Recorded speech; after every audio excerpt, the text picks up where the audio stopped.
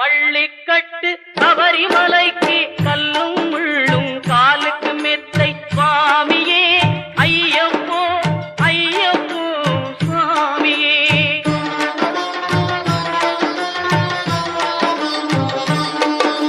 நெய்யபிஷேகம் சுவாமிக்கே கற்பூர தீபம் சுவாமிக்கே ஐயப்பன்மார்களும் கூறிக்கொண்டு ஐயனை நாடி சென்றிடுவார் சபரிமலைக்கு சென்றி